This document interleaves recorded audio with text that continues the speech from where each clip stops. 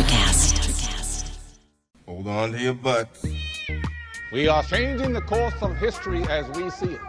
That is what Wesley demands. Now, this affects Iris. Iris, where are you? What you feel only matters to you. I do not entertain hypotheticals. The world as it is vexing enough. Iris, I have a tip for you. Don't take drugs! Or whatever movies with Wesley and Iris. What up, and welcome to Or Whatever Movies.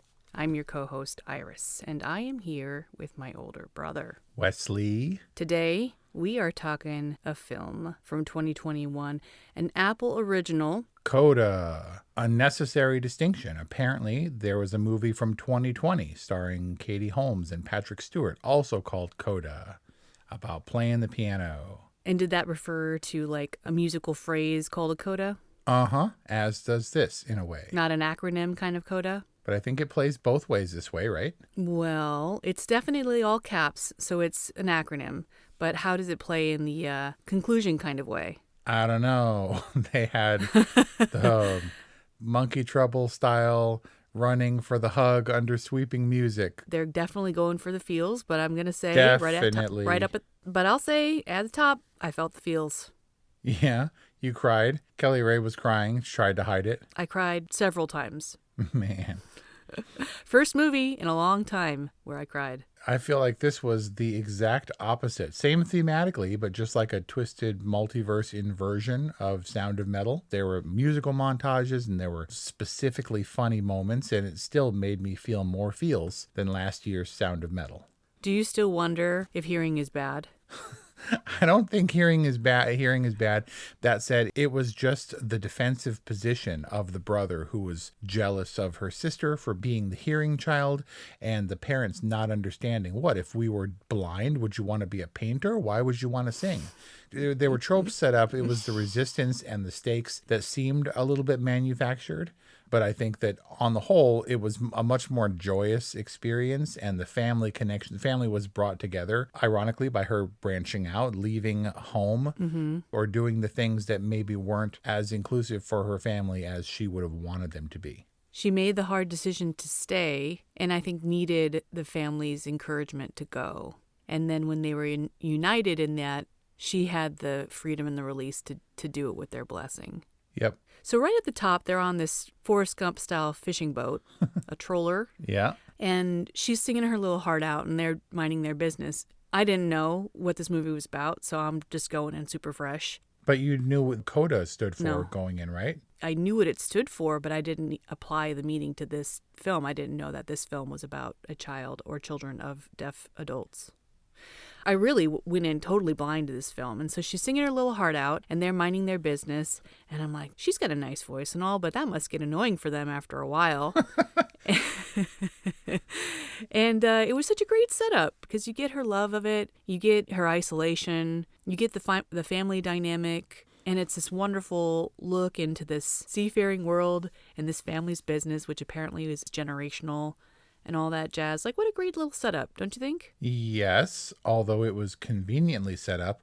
I thought, does her singing, is her ability to sing, is it relevant? Where are we going with this? And then I thought I understood, it's Mr. Holland's opus, basically. The miscommunication between the deaf people and the people who can sing and who love music.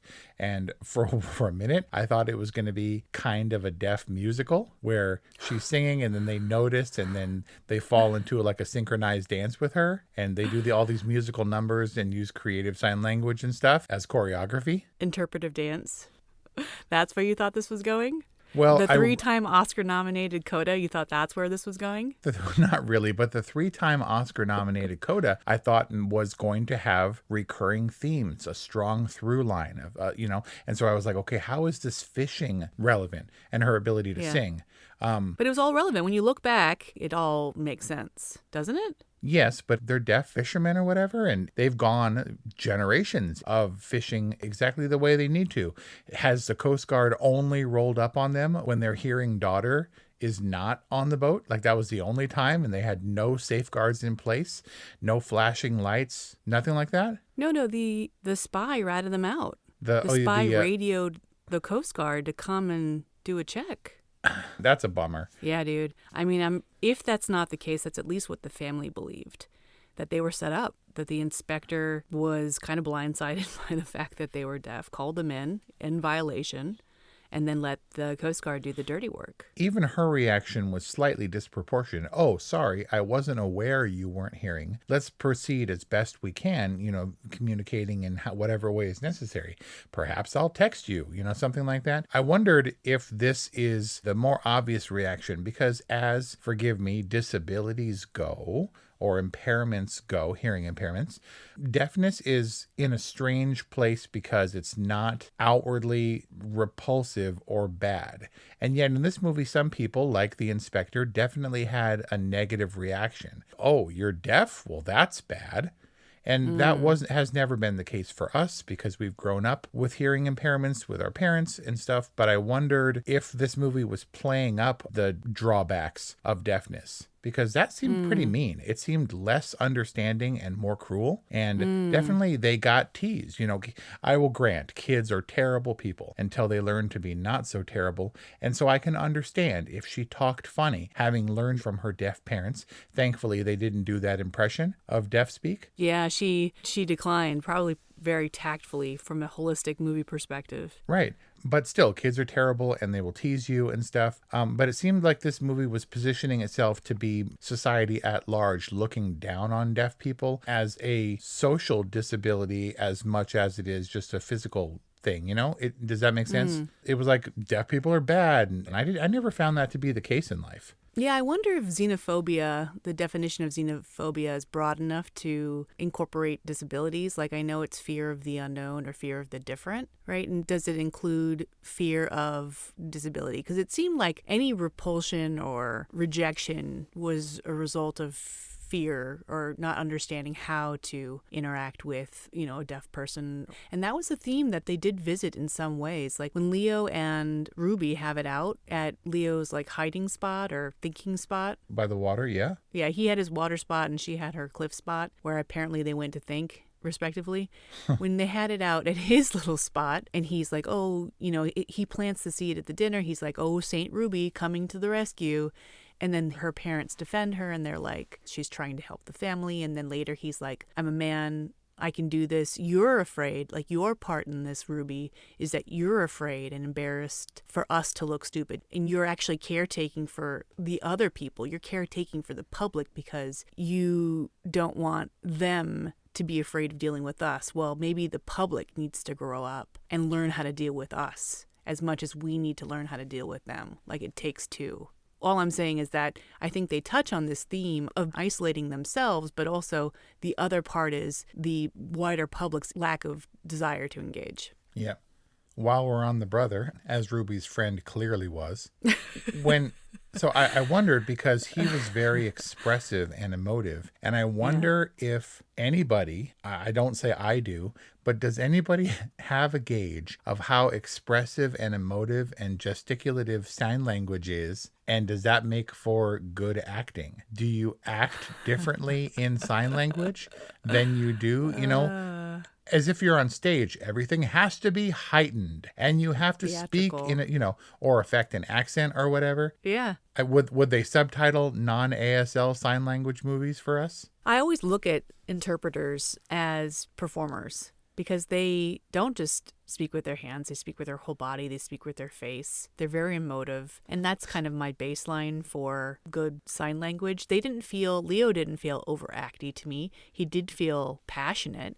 And it was really fun to see siblings shit-talking each other in sign language. And in dirty sign language. They were swearing and stuff, which they took a lot of joy in.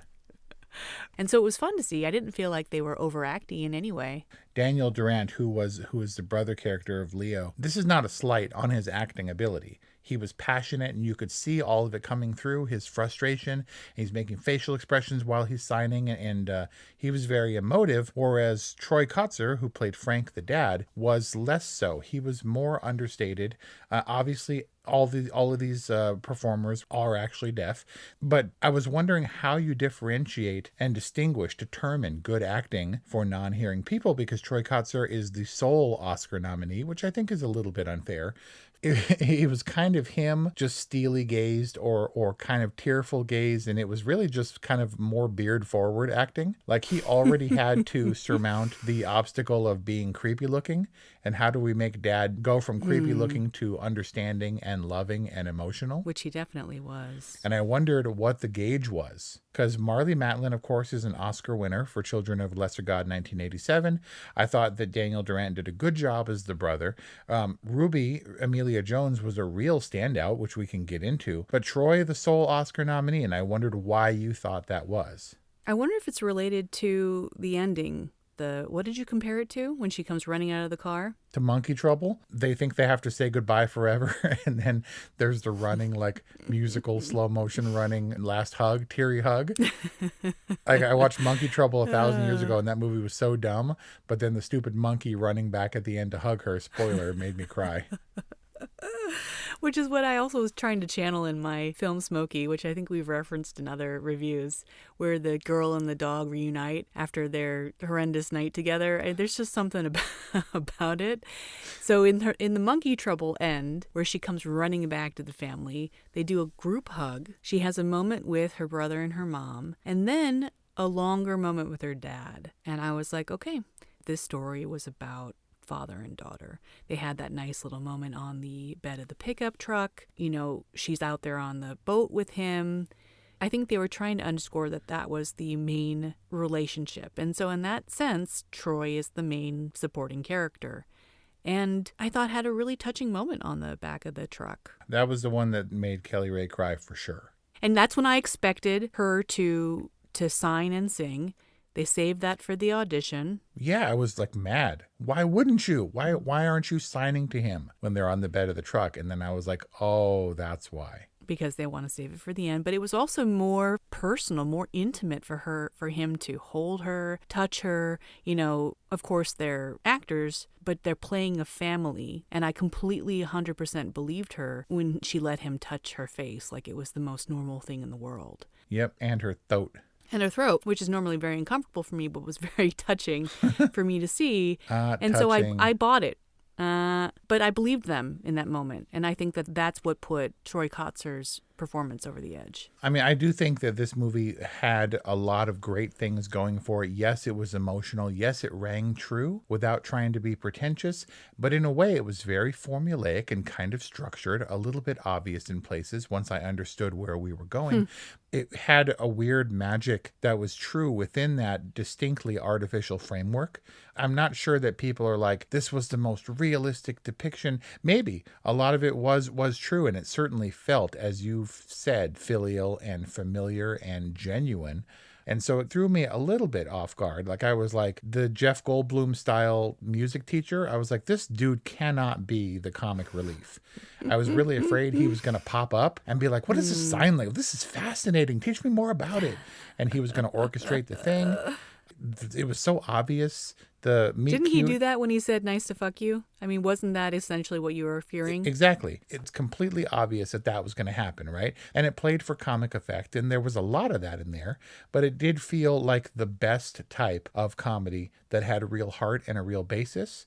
It's just thematically, it felt like a different kind of movie than its Oscar contention would suggest. I don't know. It's not a bad thing. Life is hard, but finding a really great podcast makes the days go by so much easier.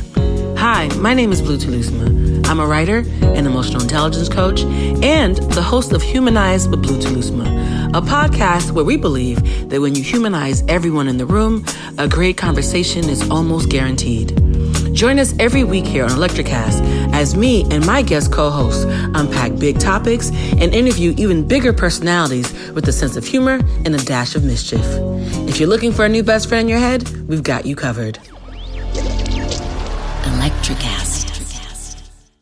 Rolling Stone summed it up pretty well. They said CODA is every single Sundance movie rolled into one. Nice. And I think that's getting at I think they're picking up what you're putting down, because it was distinctly indie, distinctly romantic comedy, family drama, like all of that stuff that we know and we understand, but with this twist. with sign language and the music. You know what it reminded me of in a weird way that no one will ever make this comparison was The Help. The Help had very serious themes, but it played so light and funny and familiar that this was just like a feel-good version of Sound of Metal or Mr. Holland's Opus, which was even strangely more serious. I hear what you're saying, and I think it's interesting that you're coming at this from a public kind of perspective, right? We're talking about how CODA is perceived by a general audience, but I think it's worth exploring our very specific approach to CODA as COHIA, Children of Hearing-Impaired Adult. COHIA. Did you just make that up? I just made it up. Children of a hearing-impaired adult, which we are, which we've mentioned in previous reviews, right? Our mom is hearing impaired. Her family thought that she was dumb, as they called it back in the day.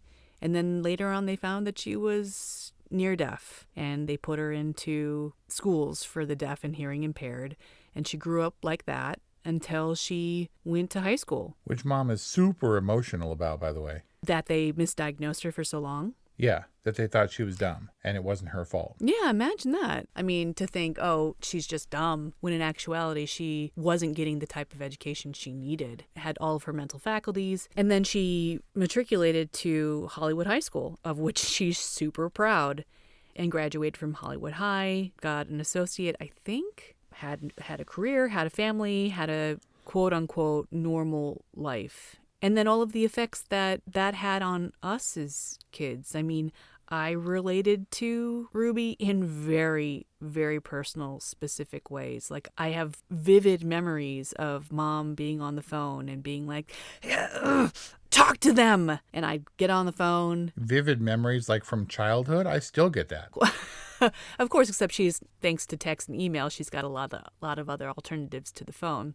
But as a kid, it's a different experience, right? As an adult, you're capable. As an adult, you're mature. But as a kid, it's not abusive and it's not damaging, but it's an unfair burden to put on a kid to caretake for your parent. Your parent is supposed to be there to take care of you. When you have to caretake for your parent, it's an unusual burden that has all kinds of downstream effects. Undoubtedly, it's a heavy responsibility in Ruby's case to be the sole family translator.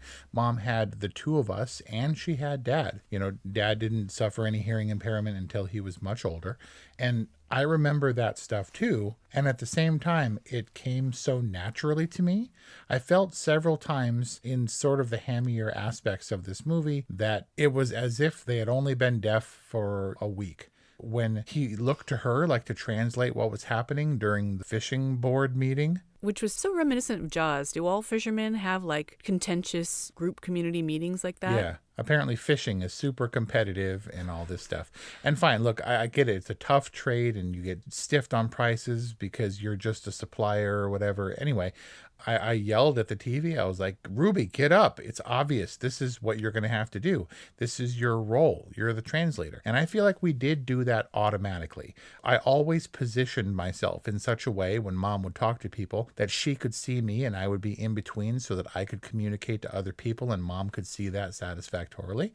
It didn't make sense to me a lot of the time that she didn't understand her role. I get that she was a teenager and she was starting to look in her own directions and apart from her family. Undoubtedly, that was hard for the family, but I thought that sometimes she made it difficult by deliberately not bridging that gap between her non-hearing parents and the rest of the hearing world. But obviously a very strong character, and as soon as she employs her strength toward her own future, she starts making traction real quick toward the guy that she wants and the career that she wants and the passions she wants to pursue. It was both her blessing and her curse when she said, I've never done anything without my family. She has that family connection and everybody loves each other and they're one big happy family and that's amazing. But at the same time, she was almost incapable of doing anything else. Down to the kind of hammy, like, refusal to understand or to commit in that weird throat singing versus, full body singing, belly singing or whatever. It's kind of a little bit frustrating. But tying it back to us being kids of hearing impaired adults, we lived our own lives being able people in all respects with hearing, liked music and all that stuff. I wondered if it was a little bit over the top for none of them to understand that she loves music. I mean, they seemed like pretty hip, pretty with it parents for their age. And they were like, what? You love music? How could you love music? You know? I mean, we were setting up the stakes to knock them down later, but it didn't ring true to me that they would not understand that she would follow something that they were kind of left out of. And I wonder how much of that is our own experience, right? Because despite our mom's hearing impairment, she loved music. Yeah. But she would listen to music and she would feel it. And she would belt out in a tone-deaf kind of way. But I loved it because I knew she enjoyed it. And similarly, Dad has his groove. And so in a house with hearing impairment, right, we had a lot of music. It's not like we had it on all the time. It's not like my girls who have Alexa and Paloma, who requests songs on Spotify in the car constantly. Like, it wasn't like that. But anyway, we grew up in a home full of music, and so the idea that Ruby's parents could not understand it is probably a little foreign to us. But man, was that scene powerful when they're in the concert and you're waiting to hear the result of all the work that she and Homeboy have done for their duet. And then they cut out the sound and Mom and Dad are smiling politely and looking around. And I felt like that was the first time I ever really thought about what it would have been like for Mom when I took her places, or I brought her to church to hear me play guitar and sing, or I took her to the VeggieTales movie where she had no subtitles and probably couldn't understand a single thing. Did you ugly cry? I full on cried.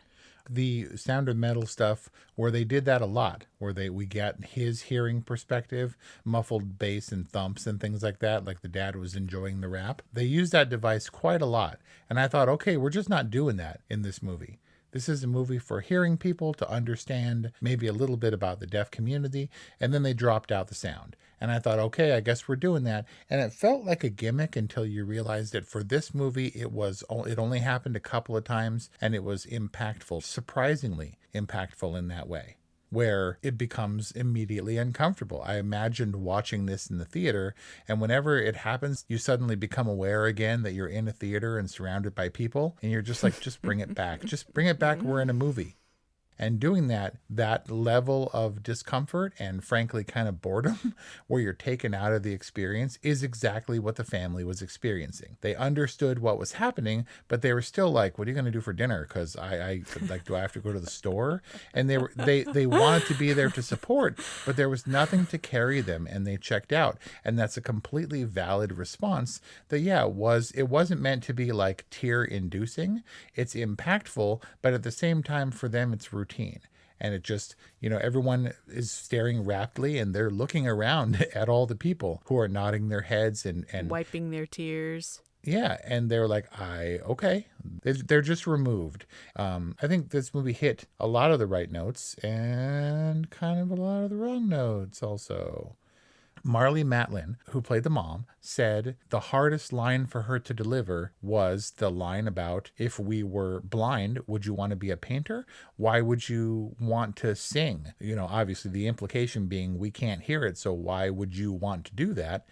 Because it didn't ring true to her as a non-hearing person. And I think that was a convention that was set up to make this movie, more broadly appealing to more people. But I do not believe that was the genuine sentiment of a family, regardless of whether or not they understood it.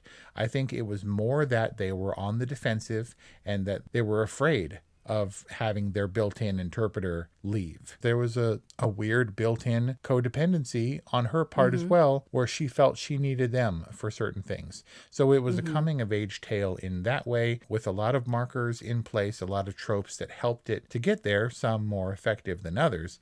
But what I want to talk about is the acting stuff. Starting with Emilia Jones.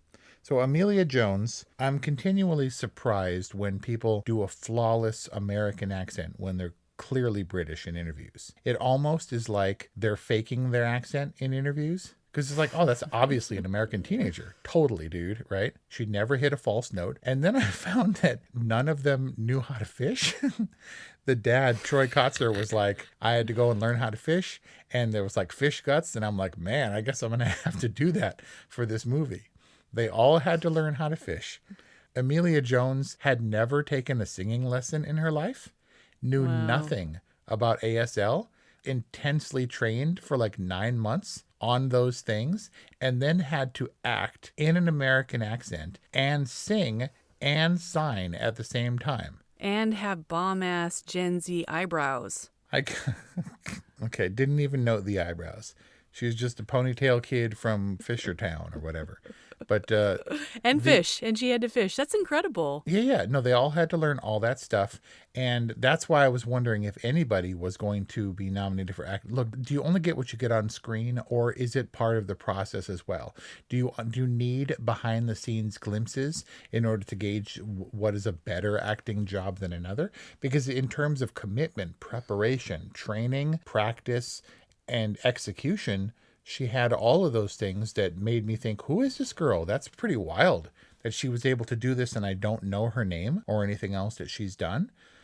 She talked about the scene during the Berkeley audition. The signing had to be perfect. And if it wasn't, if she did 7 takes singing that song, if there was only 1 take where the signing was perfect, that was the take they had to use. Like, that's a really tough road. I think the movie is a type that maybe suffers a little bit in the realism department because of how used we are to this kind of movie. I keep wanting to say comedy, but just kind of lighter, family-friendly fare. But it seems like this was a hardcore, ultra-rehearsed indie art house drama kind of under the surface. Yeah, high-end indie art house drama comedy that was still bootstrapped. I mean, under $10 million, right? And sold in a bidding war at Sundance. Kind of a weird class of film that doesn't really exist these days. I didn't know about all of her training and preparation. It does make me feel like she was snubbed a little bit. So, hats off to Emilia Jones for sure. It sounded like she was surrounded by a very accomplished cast of actors who also happened to be deaf, all by a writer-director who apparently curated this film with lots of love and care over a long period of time. This is still a certain kind of movie that just is a little bit better than other movies of that type. I think this movie is anomalous in the sense that it's hard to pin down what the star is. What's the key driver here? Is it the relatively unknown cast? Is it the formulaic yet heartwarming storyline and structure? Was it the coming-of-age story that just had a slightly different twist on it? Like, who or what is the star of this film? It was a music/fishing movie. It was a clash of music culture and fisher culture, which they did in a single montage. Regardless of my very personal connection to Ruby Rossi's experience, CODA as a Kohia really worked for me. I mean, I'd give this a totally. I'll give it a totally on your behalf. Okay, I'm not going to go that far. They played it funny or whatever, and it was light and inconsequential, as was the faux tension between her and the music teacher. It was like encouraging Whiplash, where he was all driven, but there were no stakes. She's supposed to, when he gives her the ultimatum that she has to show up and commit and respect his time. And then she can't because she's going through real drama with her family that she can't get out of. When she goes to him all downcast and he's judging her for not living up to her commitments, tell him what happened. Well, it was unavoidable. You have to understand, this is the unique situation of my family. It's not a reflection of my commitment to your music. That's still an excuse. And it was very effective narratively to portray the impossibility of her situation. But it's still an excuse. Like, if you're going to make the decisions to succeed in the ways that you want to succeed, then realignment of expectations with the other people and things in your life, like, that's necessary. I don't know. I'm kind of siding with the instructor on that one. I'm just saying, it was a little bit backwards from some of the stuff we experienced, but easily forgivable. Like, it was really hard when she was like, I prayed that you were deaf when you were born. It's like, ouch.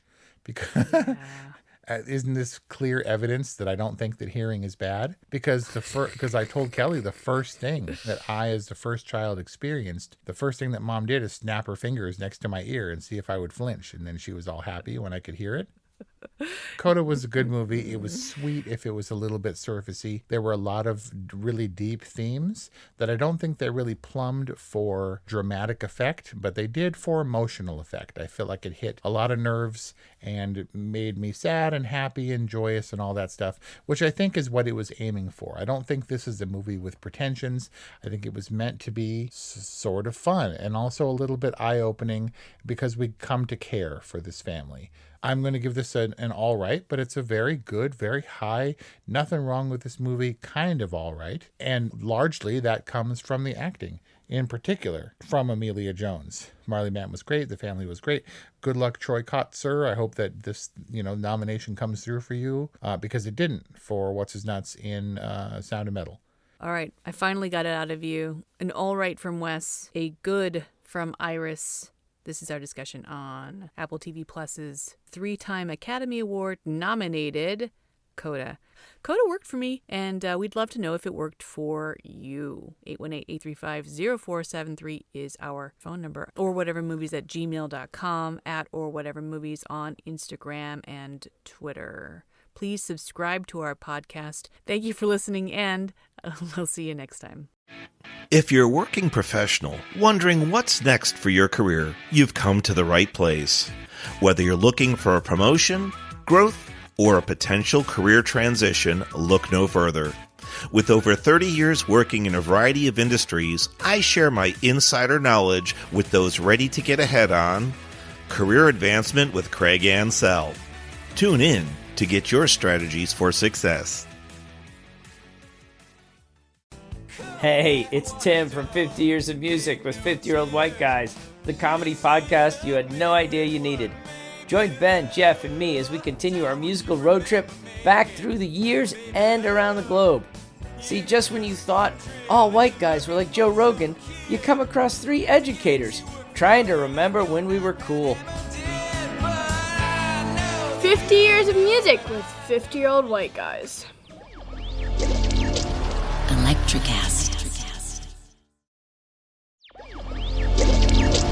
Electricast.